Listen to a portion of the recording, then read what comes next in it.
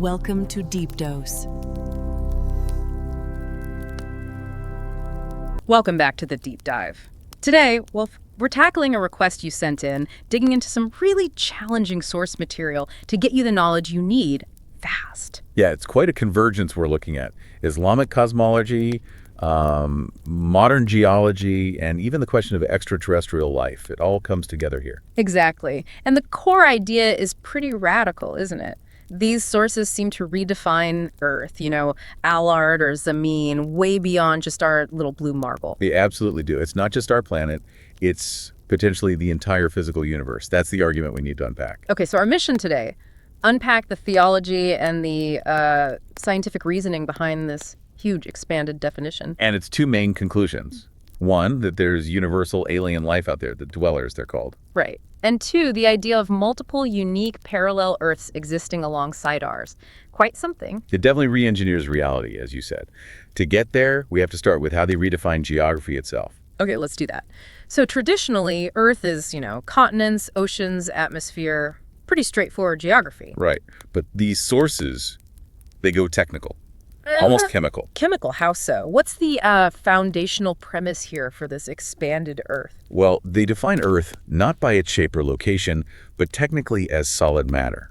Specifically, matter made mostly of basalt. Basalt, like volcanic rock. That's the definition. That's the core of it, yeah. It's a mineral classification first. Think of it like a universal chemical signature for Earth. That's a big shift.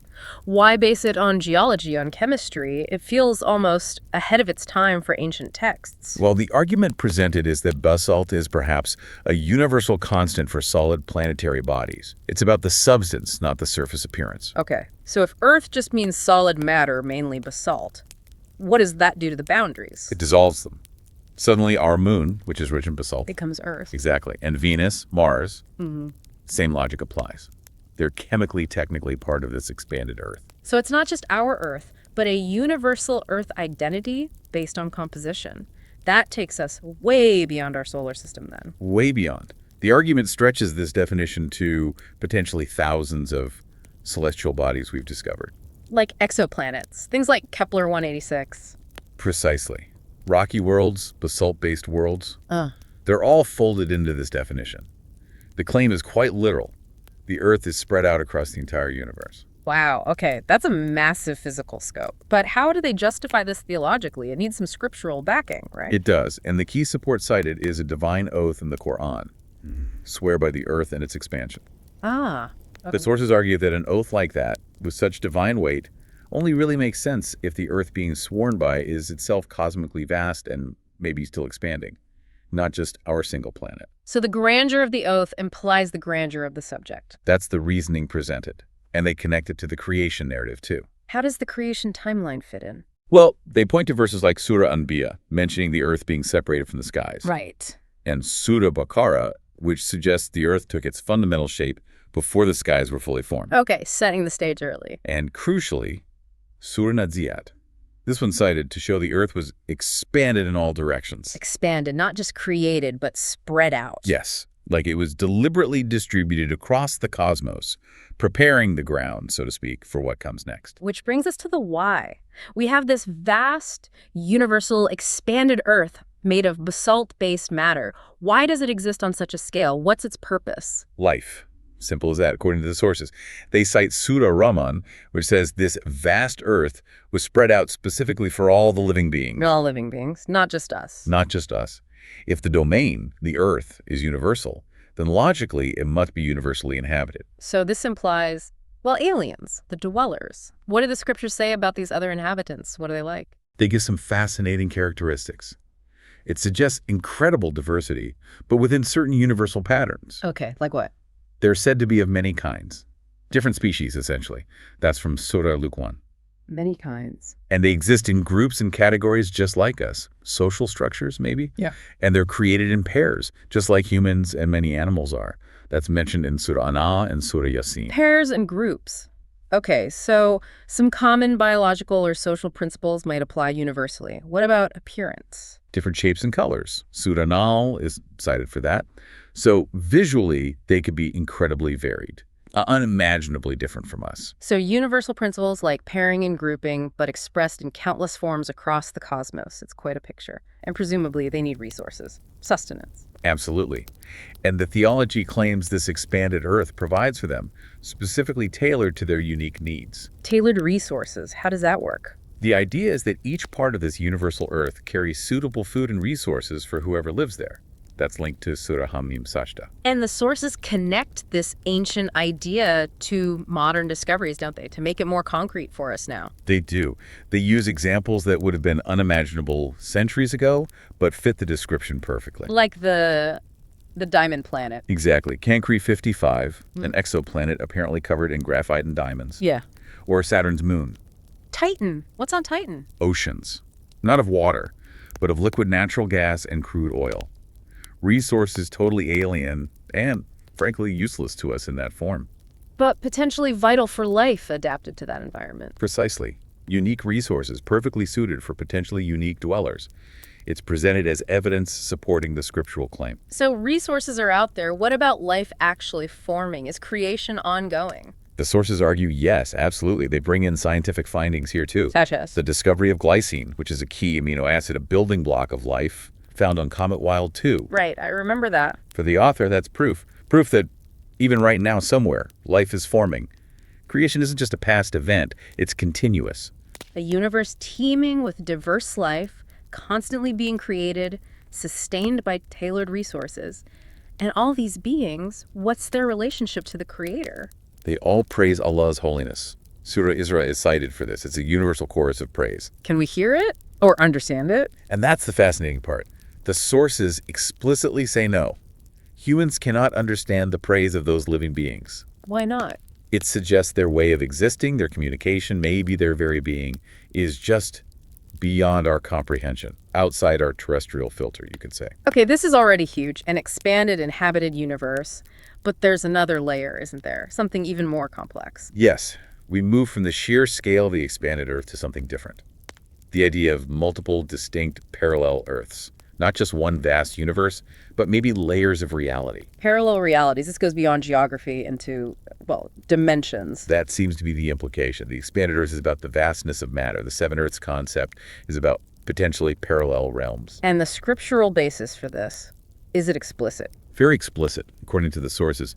They point directly to Surah Talaq, which states Allah created 7 skies and the earths similar to them. Similar to them, meaning 7 earths just like 7 skies. That's the interpretation.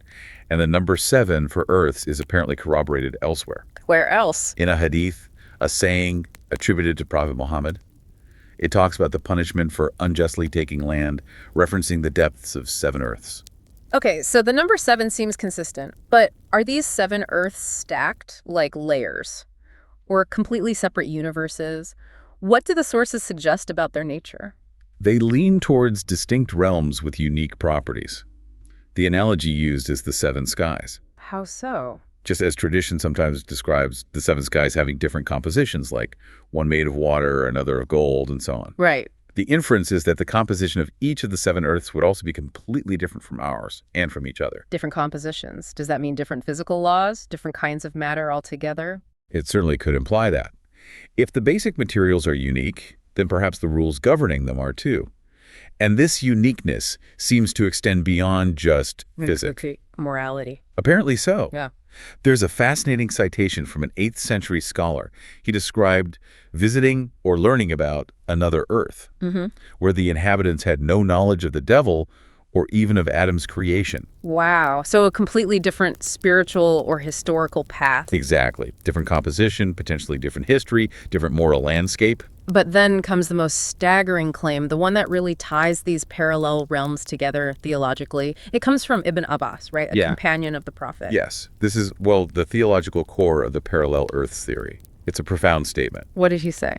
Ibn Abbas is reported to have stated that every Earth has a prophet like your prophet, has Adam like your Adam, has Noah like your Noah, has Abram like your Abraham, have Jesus like your Jesus. Hold on. Every single one of the 7 Earths has its own Adam, its own Noah, its own versions of our prophets. That's the statement. Parallel figures, parallel divine history, playing out across unique parallel worlds. That's immense. If the setting, the composition, the local history is different, but the prophetic sequence is the same, what does that imply? That's the big question the sources leave hanging, isn't it? It suggests a universal pattern of divine interaction, maybe a template for salvation history that repeats regardless of the physical context. A kind of predetermined spiritual structure across realities? Perhaps. It's a heavy theological concept. And sustaining all of this, an infinite expanded Earth, 7 unique parallel Earth, constant creation, what allows for this scale? What's the theological engine behind it? It requires a specific understanding of God's creative power, not just as the creator, Khalik, the one who initiated everything, But as Halak. It's a related but distinct attribute. Kalak implies the one who is constantly creating, continuously originating, always bringing new things into existence. so not a single act, but a continuous, ongoing process of infinite generation. That's the argument. Only that kind of infinite dynamic creativity could sustain such a multi-layered, vast, and parallel existence. Okay, let's pull back from the cosmic and parallel scales for a moment. Bring it back home to our own planet, our tiny piece of the expanded Earth. If creation is this grand, this continuous, it makes our own world seem both small and maybe largely unknown. Exactly. And the sources actually use our ignorance about Earth as a point of evidence. How so? They highlight the statistic, and it's a striking one, that something like 65% of our own planet is unexplored, mostly the deep oceans. 65% unexplored. Wow. Right. If we barely know our own home, the argument goes, how can we dismiss the possibility of countless dwellers across the universe that we simply haven't encountered or perceived yet? Our own ignorance supports the plausibility. That makes sense. And thinking about all this potential life, universal dwellers, parallel beings, we should probably touch on what life even means in this context. It's tricky, isn't it? Very tricky. Apparently there are over 100 definitions floating around. 123 different definitions of life are mentioned. Okay, that's a lot. Is there a baseline used in the sources? Some necessary functions that any life form here or elsewhere would need? Yes, they list 3 key functions from one accepted scientific definition, which presumably would apply universally. First, metabolism processing energy, chemical reactions inside. Okay, metabolism. Second, repair the ability to mend damage to itself. Repair makes sense. And third, reproduction or replication, making copies of itself. Metabolism, repair, replication, the basic thresholds for being alive, whether you're on Earth or, I don't know, a diamond planet. That seems to be the logical minimum, yes. Yeah. And even within our own planet's history, we see incredible diversity and change, which the sources also point to. You mean like different eras of life on Earth? Exactly. They mention the second life era, which you might know as the Cambrian explosion, starting about 540 million years ago. Ah, when complex life really took off. Right. Suddenly you get larger life forms, creatures with muscles, nerve cells, complex skeletons. It was a radical shift. And it led to things like dinosaurs, giant snakes like Titanoboa. All demonstrating Earth's own capacity for generating vastly different forms of life over time. If our single small planet can do that. It makes the idea of infinite variety across the expanded Earth and unique forms in the 7 Earths seem more plausible. That's the connection they draw, yes. Our own history is a microcosm of the potential for cosmic diversity. Hashtag outro. So just to kind of wrap this up and synthesize, we've really explored 2 massive concepts today, drawn from these sources. Yeah, 2 ways the cosmos is bigger than we think. First, there's the expanded Earth, Yeah. not our planet, but all solid basalt-based matter spread throughout the universe. And filled with diverse dwellers, sustained by unique local resources. Right. And second, layered on top of or alongside that is the concept of the 7 unique Earths. Parallel realms, different compositions. But potentially sharing a similar pattern of divine history with their own Adams, Noahs, and prophets. Exactly. It fundamentally redraws the map of existence, suggesting our reality might be just one layer, one thread, in an incredibly complex, maybe infinite multidimensional tapestry. It certainly challenges our place in the cosmos. And it leaves us with a really profound question to chew on, especially building on that Ibn Abbas statement. What's the final thought for our listeners? Well, if there really are 7 Earths, and each one has its own Adam, its own Noah, its own Jesus-like figure, following a similar divine plan despite unique physical settings, what does that suggest? What does it tell you about the nature of, say, free will versus maybe a kind of predetermined moral trajectory for conscious life wherever it arises? Does the environment matter if the spiritual story is destined to unfold the same way? It's a deep one to ponder. Definitely deep thoughts for this deep dive. Thank you for joining us as we journeyed through the sources, redefined Earth, and bumped up against the limits of reality itself. Everyday language, maybe like the Urdu Zamin from Persian, it feels local. Right, like dirt, soil, the land around us. Yeah, solid surface, maybe down a few miles. It's comfortable, it's familiar, it's just what you stand on. But the source material we're digging into today, it really pushes us way past that. It forces us to think bigger, more like the Arabic term alard. That distinction is so important. Zamin can be quite specific, soil, territory. Yeah. But alard, that's broader, much broader. How so? It's essentially the opposite of sky, the opposite of air, the opposite of water. It's the concept of solid matter. Yeah. The very foundation of things in the cosmos. Okay, solid matter. So what are the technical components then? What defines alard according to the sources? Well, there are 4 key ingredients, let's say. First, you've got minerals, the solid rock stuff, the structure. Makes sense. Second, gases. They might be in the atmosphere or trapped within the rocks themselves. Okay. Third, liquids. For us, that's mainly water, obviously, which is fundamental to our part of Earth. But the fourth component, this is the really crucial one, technically. Which is? Organic matter. The complex carbon-based compounds, the building blocks that actually allow life to be created and sustained. Ah, okay. So without that organic potential. Earth, in that grand sense, is just sterile rock and gas. That organic signature is vital. That's key. But you mentioned the linguistic roots earlier, how alard isn't just an Arabic concept. It pops up elsewhere. Absolutely. It shows this ancient, shared understanding of solidity. Yeah. You see variations of this root idea, solid ground versus air and water all over the place. Like where? Well, obviously English earth. But then you have German Erde, Dutch Aard, or Region Jord, Yiddish Ord, Danish Jordan. Wow, Yeah. all related. They all carry that same ancient core meaning. Any part of creation that's not air or water, something you can walk on, something firm, it points to this really primal, common understanding of the cosmos. So, okay, if Earth is defined by its material, these minerals, gases, liquids, the organic potential, and not just our little blue planet. Then the whole concept explodes, doesn't it? Yeah, those references in the sources about the Earth and its expansion, suddenly they're not just talking about continents spreading out. Exactly. The implication is just staggering.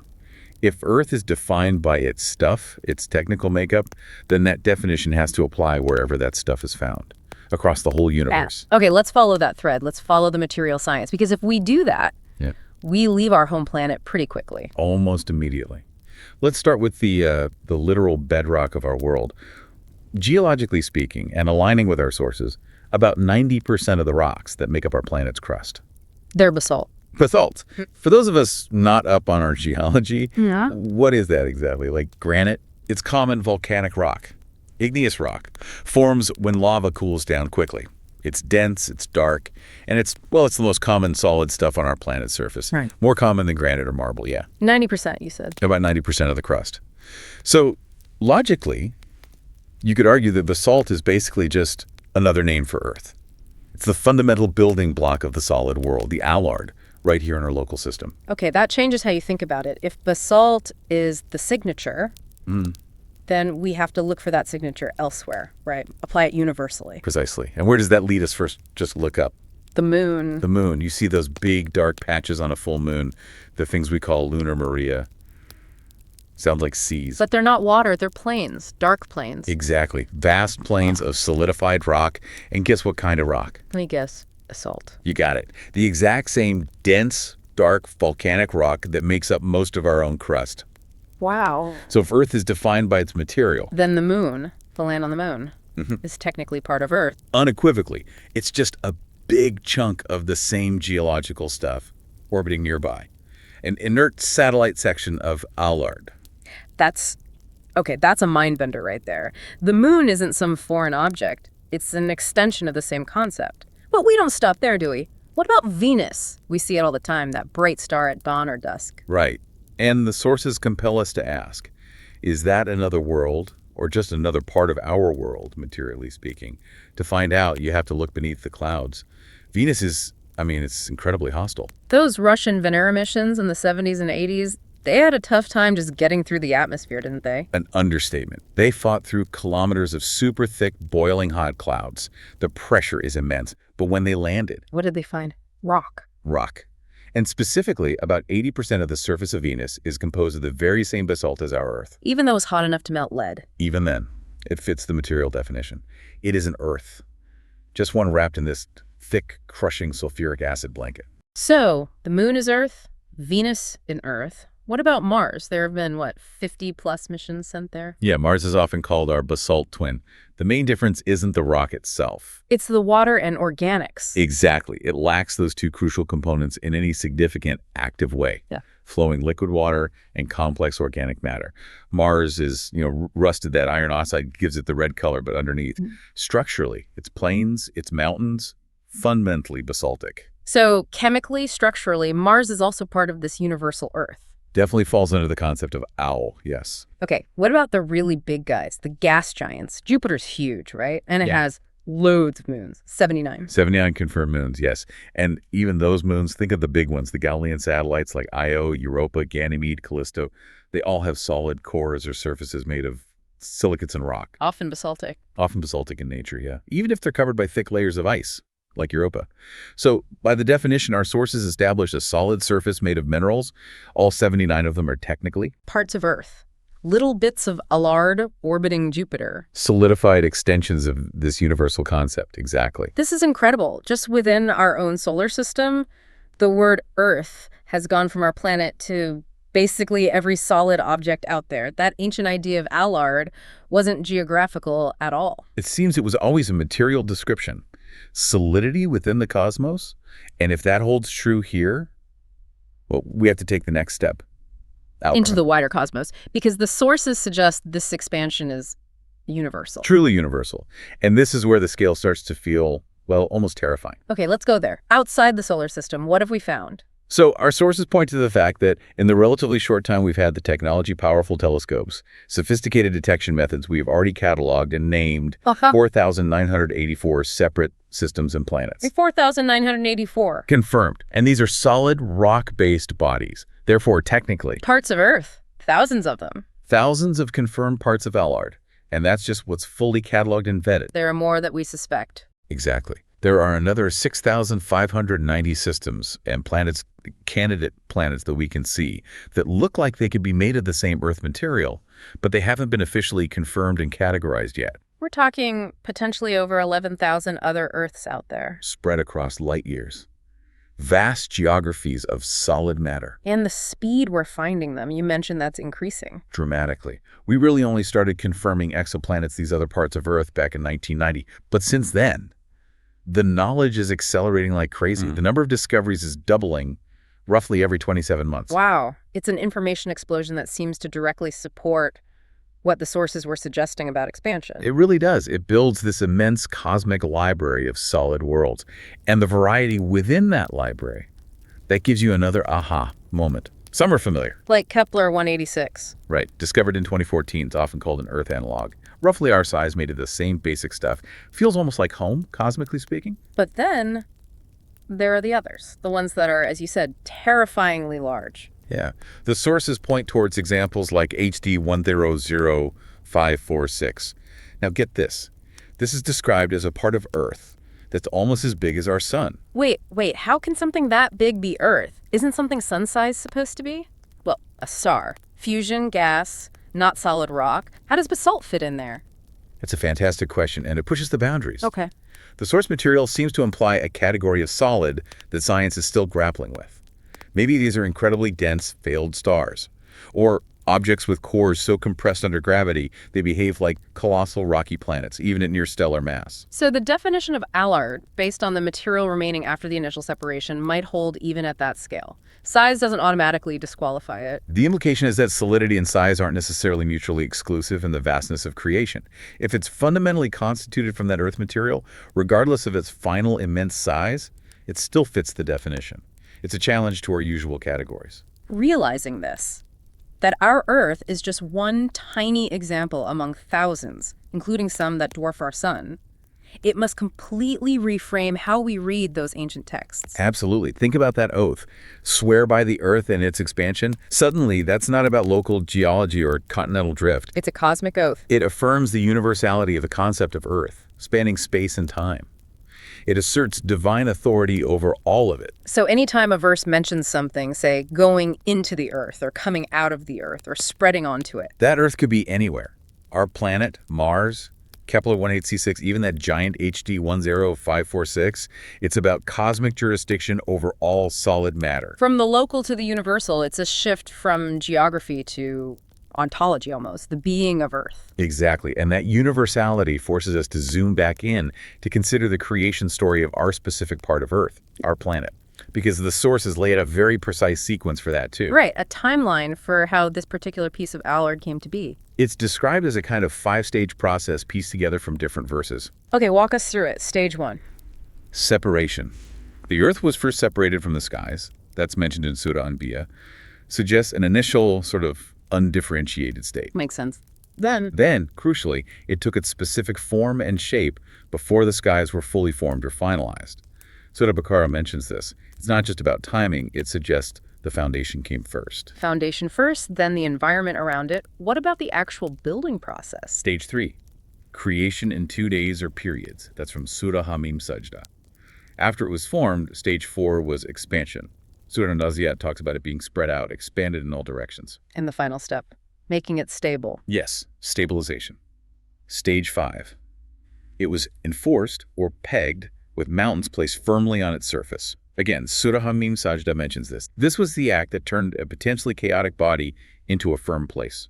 That point about mountains, that connects back to the universal idea, doesn't it? The sources say mountains are on the entire Earth, all parts of Allard. Yes, it seems to be a universal structural feature for these solid worlds. They need reinforcement, and we see it. Look at Mars. Olympus Mons. Exactly. A shield volcano, twice the height of Everest, covering an area like Arizona. It fits the pattern. Solid worlds reinforced by great peaks. It seems to be a characteristic observed across different parts of this universal Earth. Okay, so let's focus now on the history of our world, this piece of Earth.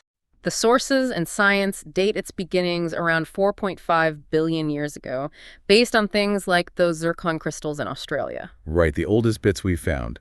But that early Earth, the Hadean Eon, you wouldn't recognize it. It wasn't a nice blue marble. It was hellish, basically. Scary, sterile, uninhabitable, and constantly being slammed by massive meteorites, hundreds of kilometers wide, some of them, a perpetual bombardment. The sources describe it as a world being constantly attacked, kept dead. Which leads to that idea of revival, right? Surah Hadid, Allah revives this earth after its death. How did that happen? Paradoxically, through another impact. One of the largest meteorites hit this dead world. And that collision, it triggered something. It released huge amounts of gases that had been trapped deep inside the planet's structure. These formed a kind of smoke, a dense early atmosphere. Yeah. And crucially, that atmosphere contained massive amounts of water vapor. Ah, the water's... So the planet cools down? When the water vapor starts to condense, it rains. And rains and rains, forming the first oceans. This aligns with sources saying Allah descended water from the sky and revived the earth after its death. But there's a problem here, isn't there, scientifically? The oceans should have just frozen over. Exactly. This is the faint young sun paradox. It's a big puzzle. Our sun back then was much weaker. How much weaker? About 30% less bright and hot than it is today. With that little sunlight, under normal conditions, the entire planet should have become a giant snowball. Oceans frozen solid. So why didn't they? Science talks about greenhouse gases, maybe. That's the leading scientific theory, a massive blanket of methane or CO2 trapping heat. But the source material attributes this crucial stability directly to the Creator. How specifically? It points to Surah Namtil, verse 61. It frames it as a divine act ensuring the conditions for life, sort of overriding the physical likelihood of freezing. And this stability showed up in 3 ways. Yes. First, stabilizing the Earth itself, its orbit, its rotation. Second, creating running waters, which implies movement, currents.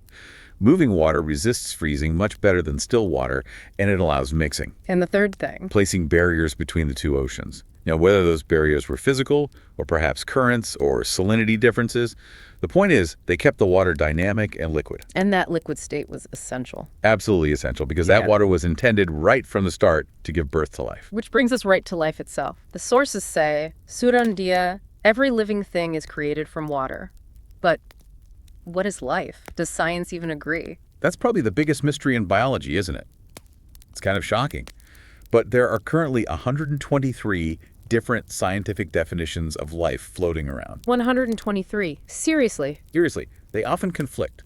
There's no single definition that works perfectly for a virus and a bacterium and, a blue whale. Yeah. We can't fundamentally agree on what life is in its essence or how many forms it takes. We really only know our kind Earth life. But practically, scientists need some criteria.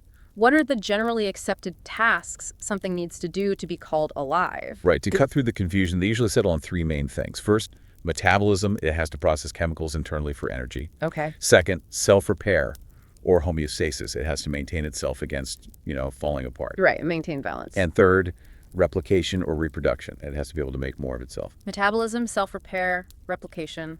Got it. But the bigger question, the origin question, how did life start from non-life in the first place? Abiogenesis. That remains completely unanswered by science. And the source material calls it what it is, an absolute miracle. Despite thousands of lab experiments, countless models, nobody has ever created life from non-living chemicals. Never. Never. The sources attribute that unique foundational event, bringing the living out of the unliving solely to the Creator. Surun puts it very clearly.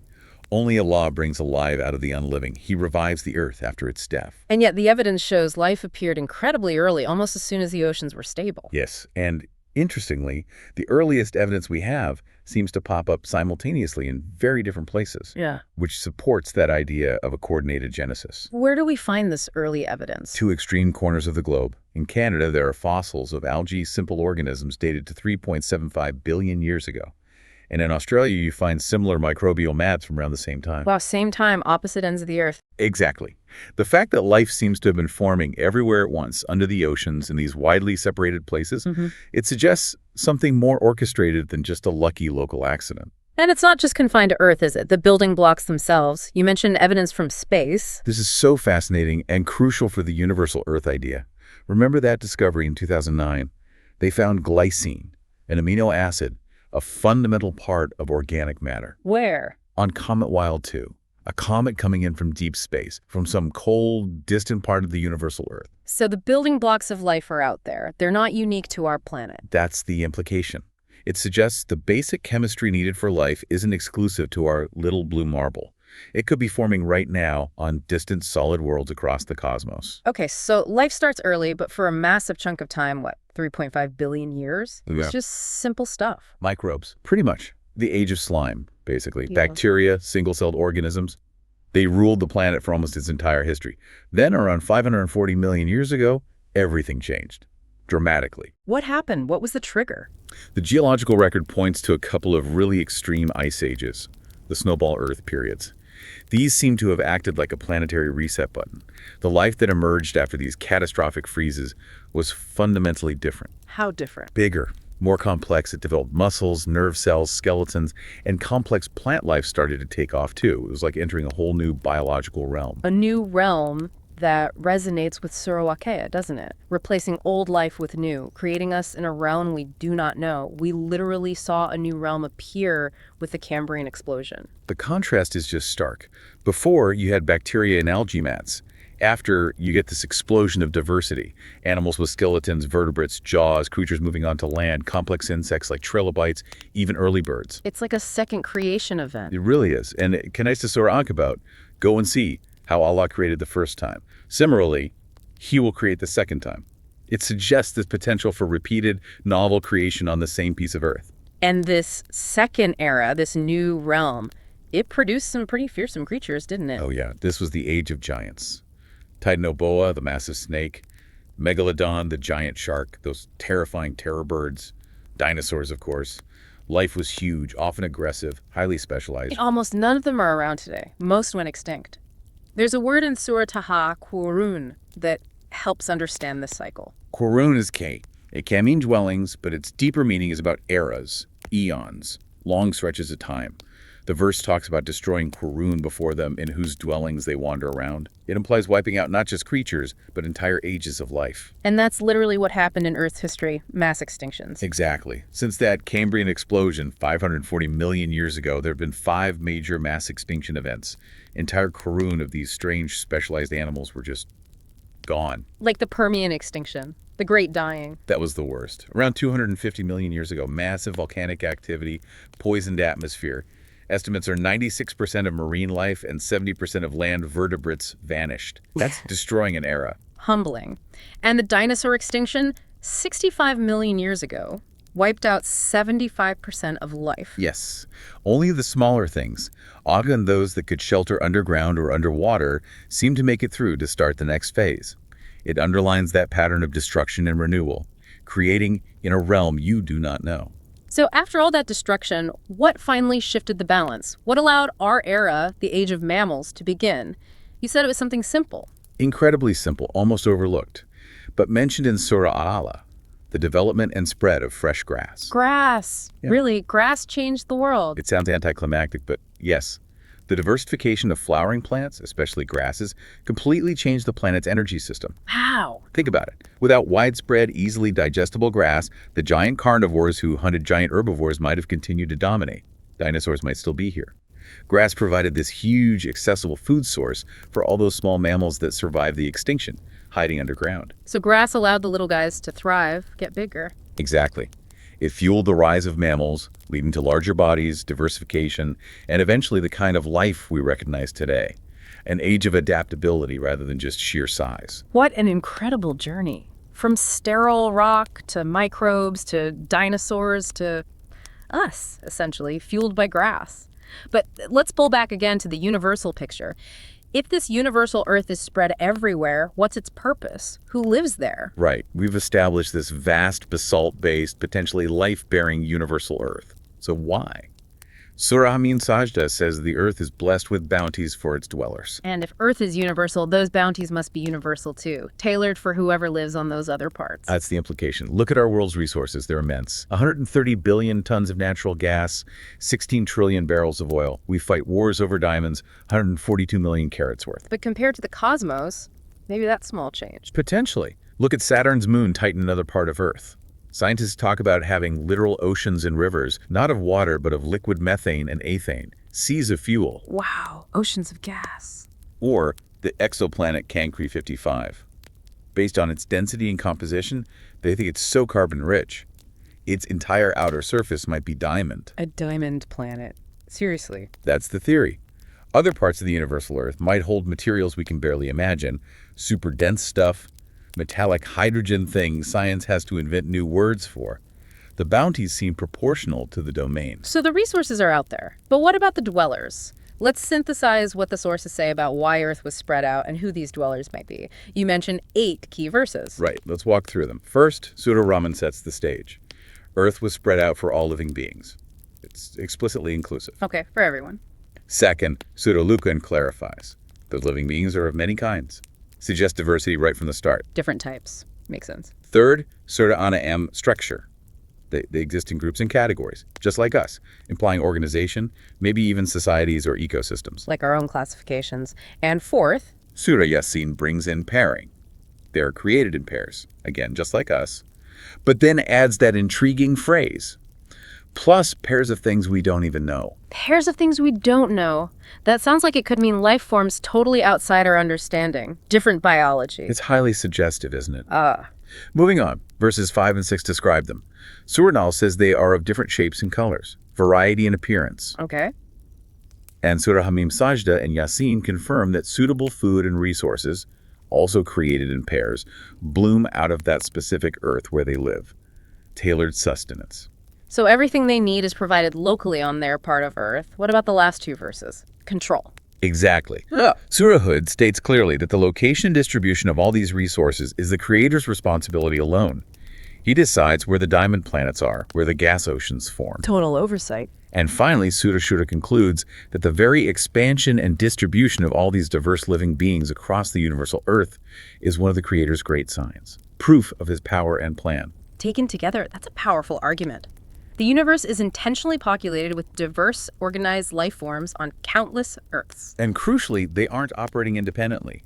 These dwellers, whether here or light years away, are all under the same universal command. How do we know that? The sources are clear. Surah Al-Imran and Surah Fat state that everything in the heavens and earth submits to the Creator, willingly or unwillingly, and they're all engaged in worship. Universal praise. Yes, Surah Hashr and Hadid say everything in the heavens and earth praises Allah's holiness. Every speck of Al-Ard, every creature on it, is involved in cosmic praise. There's a catch, isn't there? Surah Isra adds something important. A humbling reminder. We cannot understand their praise. We don't know the forms, the languages, the methods used by beings on other parts of Earth.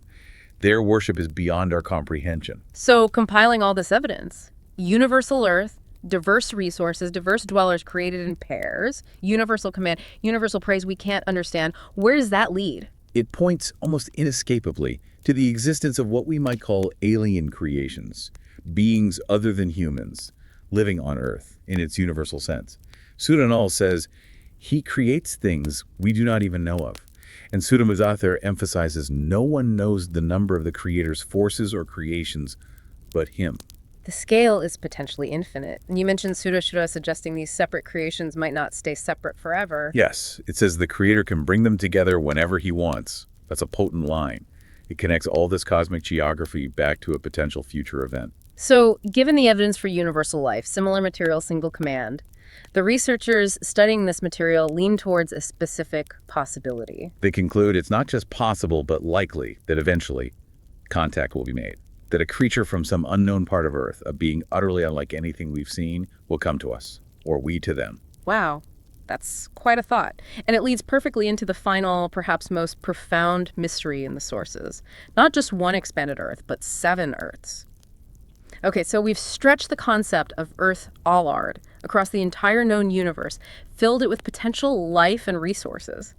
But the sources go even further, introducing something even more mind-bending. Yes, we have to confront this concept, outlined clearly in Surah Al-Haqq. It says, Allah is the one who created 7 skies, and the earths similar to them. Similar to the skies. Similar in number, and perhaps in layered structure, and his rule applies everywhere in between them.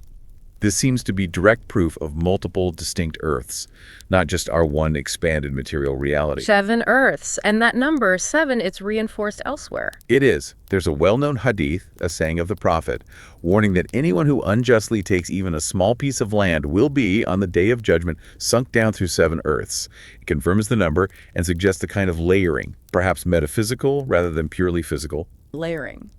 That concept itself was challenging, even back then, right? Yeah. You mentioned the story of Heraclius, the Byzantine emperor. Yes, a fascinating exchange. Heraclius, clearly thinking logically, wrote to the prophet with a kind of spatial objection to the description of heaven. What was his issue?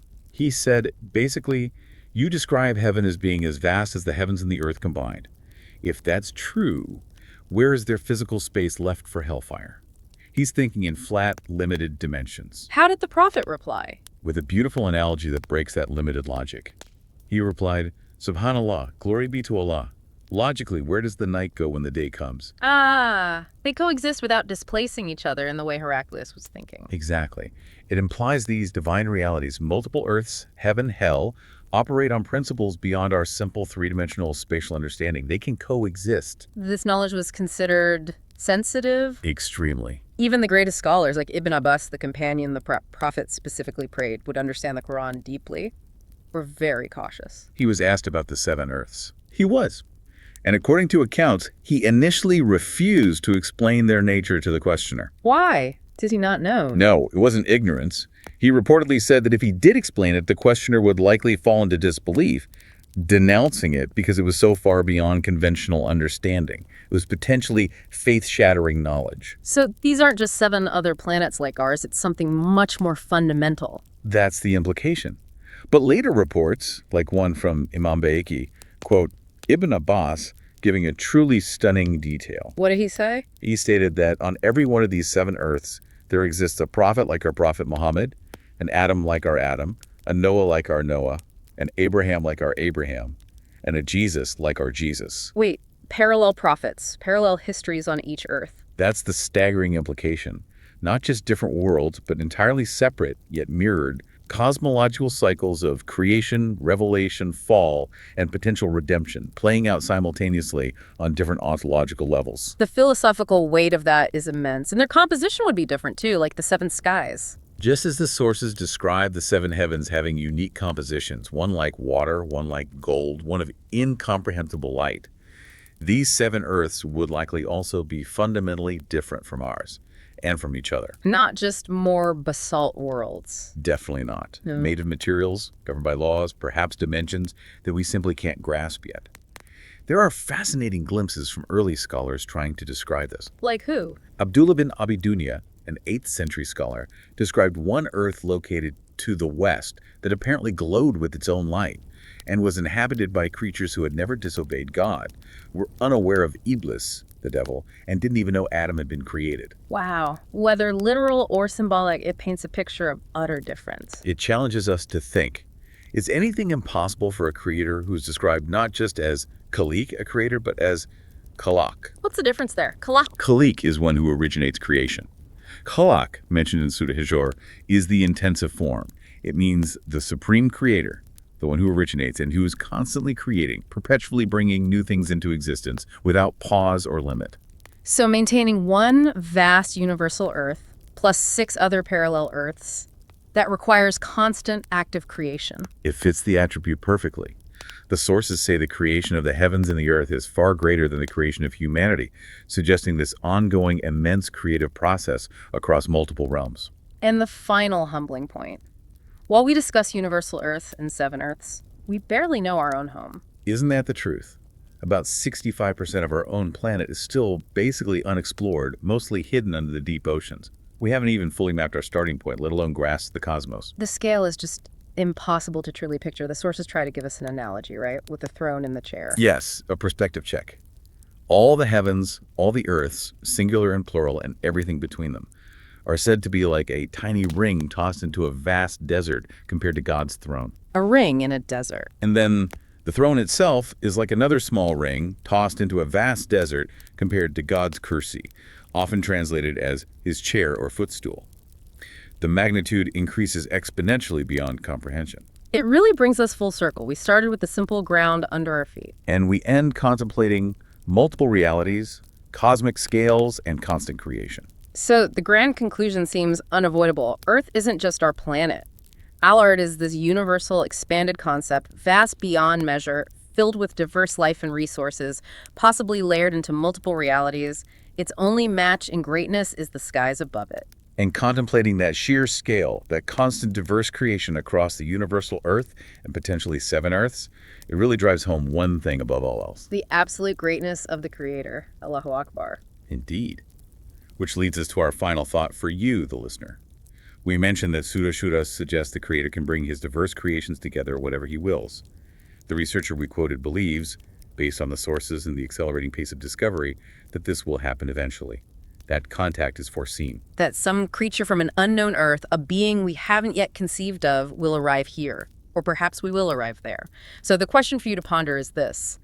What preparations, intellectual, spiritual, societal, should we be making now for the potential arrival of life we have not yet seen? How do we prepare our philosophies, our faiths, our very understanding of reality for cosmic contact? Something vast to think about until our next deep dive.